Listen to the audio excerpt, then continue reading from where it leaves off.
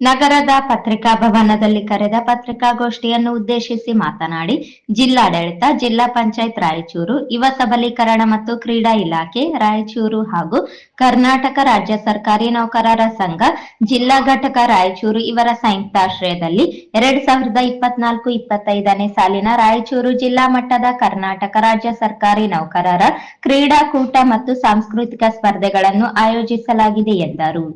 ದಿನಾಂಕ 4-3-2025 ಹಾಗೂ 5-3-2025ರಂದು ಮುಂಜಾನೆ 10 ಗಂಟೆಯಿಂದ ನಗರದ ಮಹಾತ್ಮ ಗಾಂಧಿ ಜಿಲ್ಲಾ ಕ್ರೀಡಾಂಗಣ ಹಾಗೂ ಒಳಾಂಗಣ ಕ್ರೀಡಾಂಗಣದಲ್ಲಿ ಕ್ರೀಡೆಗಳು ಹಾಗೂ ಸ್ಪರ್ಧೆಗಳನ್ನು ಕ್ರಮಬದ್ಧ ಹಾಗೂ ಶಿಸ್ತುಬದ್ಧವಾಗಿ ನಡೆಸಲಾಗುವುದು ಎಂದು ಹೇಳಿದರು.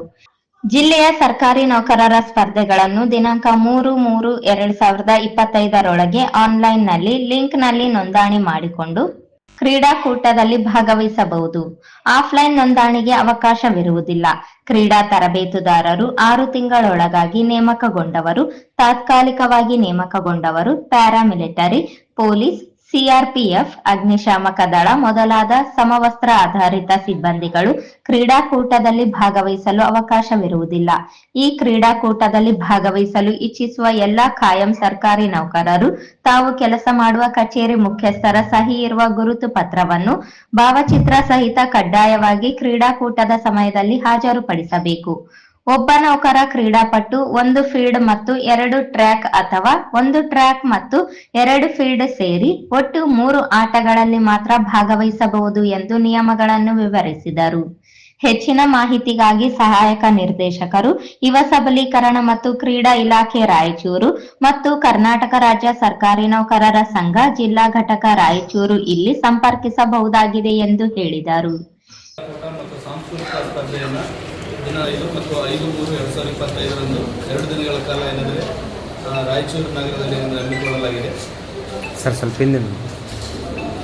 ಸರ್ಕಾರ, ಜಿಲ್ಲಾಡಳಿತ, ಜಿಲ್ಲಾ ಪಂಚಾಯತ್ ರಾಯಚೂರು, ಯುವಜನ ಸಬಲೀಕರಣ ಮತ್ತು ಕ್ರೀಡಾ ಇಲಾಖೆ ರಾಯಚೂರು, ಕರ್ನಾಟಕ ರಾಜ್ಯ ಸರ್ಕಾರಿ ನೌಕರರ ಸಂಘ ಜಿಲ್ಲಾ ಘಟಕ ರಾಯಚೂರು ಇವರ ಸಂಯುಕ್ತಾಶ್ರಯದಲ್ಲಿ ರಾಯಚೂರು ಜಿಲ್ಲಾ ಮಟ್ಟದ ರಾಜ್ಯ ಸರ್ಕಾರಿ ನೌಕರರ ಕ್ರೀಡಾಕೂಟ ಹಾಗೂ ಸಾಂಸ್ಕೃತಿಕ ಸ್ಪರ್ಧೆಗಳು 2024-25ನೇ ಸಾಲಿಗೆ ಹಮ್ಮಿಕೊಳ್ಳಲಾಗಿದೆ. ಪ್ರತಿ ವರ್ಷ ದೈನಂದಿನ ಕೆಲಸಗಳ ಒತ್ತಡಗಳ ನಿವಾರಣೆಗಾಗಿ ಎಲ್ಲರ ಮನೋಸ್ಥೈರ್ಯವನ್ನು, ಸರ್ಕಾರಿ ನೌಕರರ ಮನೋಸ್ಥೈರ್ಯವನ್ನು ಹೆಚ್ಚು ಮಾಡುವ ಒಂದು ನಿಟ್ಟಿನಲ್ಲಿ ರಾಜ್ಯ ಸರ್ಕಾರ ಎಲ್ಲ ಸರ್ಕಾರಿ ನೌಕರರಲ್ಲಿ ಅಡಗಿರ್ತಕ್ಕಂಥ ವಿಶೇಷ ಕೌಶಲ್ಯಗಳನ್ನು ಹೊರತೆಗೆಯೋದಕ್ಕೋಸ್ಕರ ಮತ್ತು ಬಿಡುವಿನ ಸಮಯವನ್ನು ಸದುಪಯೋಗ ಮಾಡಿಕೊಳ್ಳೋದಕ್ಕೋಸ್ಕರ ಪ್ರತಿ ವರ್ಷದಿಂದ ಈ ವರ್ಷವೂ ಕೂಡ ಏನಂದರೆ ಸಾಂಸ್ಕೃತಿಕ ಮತ್ತು ಕ್ರೀಡಾ ಒಂದು ಚಟುವಟಿಕೆಗಳನ್ನು ಹಮ್ಮಿಕೊಳ್ಳಲಾಗಿದೆ. ನಮ್ಮ ರಾಯಚೂರು ಜಿಲ್ಲೆಯಲ್ಲಿ ಕೂಡ ಅದಕ್ಕೆ ಹೊರತಾಗಿಲ್ಲ. ರಾಯಚೂರು ಜಿಲ್ಲೆಯಲ್ಲಿ ಇದೇ ತಿಂಗಳು 4ನೇ ತಾರೀಕು ಮತ್ತು 15ನೇ ತಾರೀಕು ಬೆಳಗ್ಗೆ ಏನಂದರೆ ಮುಂಜಾನೆ 10 ಗಂಟೆಯಿಂದ ಸಾಯಂಕಾಲವರೆಗೆ ಮಹಾತ್ಮ ಗಾಂಧಿ ಜಿಲ್ಲಾ ಕ್ರೀಡಾಂಗಣ ಮತ್ತು ಒಳಾಂಗಣ ಕ್ರೀಡಾಂಗಣ ರಾಯಚೂರಿನಲ್ಲಿ ಈ ಒಂದು ಚಟುವಟಿಕೆಗಳನ್ನು ಹಮ್ಮಿಕೊಳ್ಳಲಾಗಿದೆ. ಈ ಕ್ರೀಡೆಗೆ ಕೊಡಬೇಕಂತೇಳಿ ಈ ಮೂಲಕ ತಮ್ಮ ಮೂಲಕ ಏನಂದರೆ ಮನವಿ ಮಾಡಿಕೊಳ್ತಾ ಇದ್ದೇನೆ. ಯಾವುದೇ ರೀತಿಯಲ್ಲಿ ನಾವು ಆಫ್ಲೈನ್ ಈ ಸಲ ಏನಂದರೆ ನೋಂದಣಿ ಮಾಡಬಾರ್ದು ಅಂತೇಳಿ ತೀರ್ಮಾನ ಆಗಿದೆ. ಆನ್ಲೈನ್ ಮೂಲಕ ನೋಂದಣಿ ಆದರೆ ಕ್ರೀಡಾ ಚಟುವಟಿಕೆಯನ್ನು ಅಚ್ಚುಕಟ್ಟಾಗಿ ಮತ್ತು ಸುವ್ಯವಸ್ಥಿತವಾಗಿ ಏನಂದರೆ ನಡೆಸಿಕೊಳ್ಳೋಕ್ಕೆ ಏನಾದರೂ ಸಾಧ್ಯ ಆಗ್ತದೆ.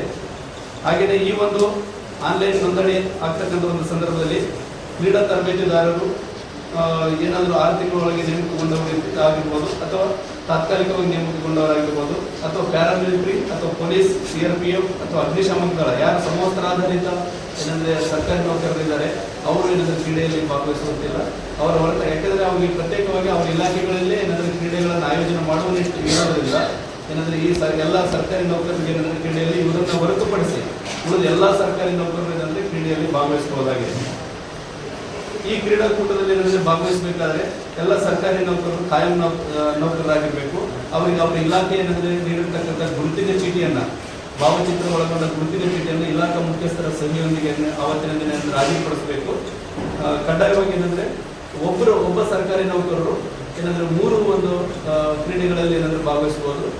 ಒಂದು ಏನಂದರೆ ಫೀಲ್ಡಲ್ಲಿ ಆಯ್ಕೆ ಮಾಡಿಕೊಂಡ್ರೆ 2 ಟ್ರ್ಯಾಕನ್ನು ಆಯ್ಕೆ ಮಾಡ್ಕೋಬಹುದು, ಅಥವಾ 2 ಟ್ರ್ಯಾಕ್ ಆಯ್ಕೆ ಮಾಡಿಕೊಂಡ್ರೆ 1 ಫೀಲ್ಡನ್ನು ಏನಾದರೂ ಆಯ್ಕೆ ಮಾಡಿಕೊಂಡು ಒಬ್ಬ ಸರ್ಕಾರಿ ನೌಕರರ ಒಂದು 3 ಕ್ರೀಡೆಗಳಲ್ಲಿ ಭಾಗವಹಿಸೋಕೆ ಅವಕಾಶ ಇರುತ್ತೆ. ಈ ಒಂದು ಜಾನಪದ ನೃತ್ಯ ಇದೆ, ಜಾನಪದ ಗೀತೆ ಆಡೋದಿದೆ, ಯೋಗ ಇದೆ, ಶಾಸ್ತ್ರೀಯ ಗಾಯನ ಇದೆ, ಶಾಸ್ತ್ರೀಯ ವಾದ್ಯ ಇದೆ, ನುಡಿಸೋದು, ಶಾಸ್ತ್ರೀಯ ನೃತ್ಯ ಇದು ಮಾಡ್ಬೋದಾಗಿದೆ.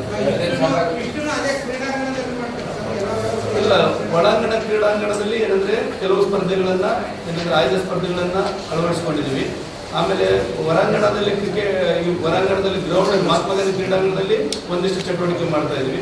ಕ್ರಿಕೆಟ್ ಅನ್ನ ಮಾತ್ರ ಏನಂದ್ರೆ ಅಗ್ರಿ ಯೂನಿವರ್ಸಿಟಿಯಲ್ಲಿ ಮಾಡ್ಬೇಕಂತೇಳಿ ಪ್ಲಾನ್ ಮಾಡ್ಕೊಂಡಿದ್ವಿ. ಈಗಾಗಲೇ ಏನಂದ್ರೆ ಸಹಾಯಕ ನಿರ್ದೇಶಕರು ಆ ಸಂಬಂಧಪಟ್ಟಂಗೆ ಯೂನಿವರ್ಸಿಟಿಗೆ ಲೆಟರ್ ಕೂಡ ಬಂದಿದ್ದಾರೆ. ಈ ಸಂದರ್ಭದಲ್ಲಿ ಎಸ್ಎನ್ ಉಲ್ ಹಕ್, ಶಂಕರ್ ಗೌಡ, ಪ್ರಸನ್ನ ಕುಮಾರ್, ವೀರೇಶ್ ನಾಯಕ್, ರಂಗಸ್ವಾಮಿ, ಭೀಮೇಶ್ ನಾಯಕ್ ಸೇರಿದಂತೆ ಇತರರಿದ್ದರು.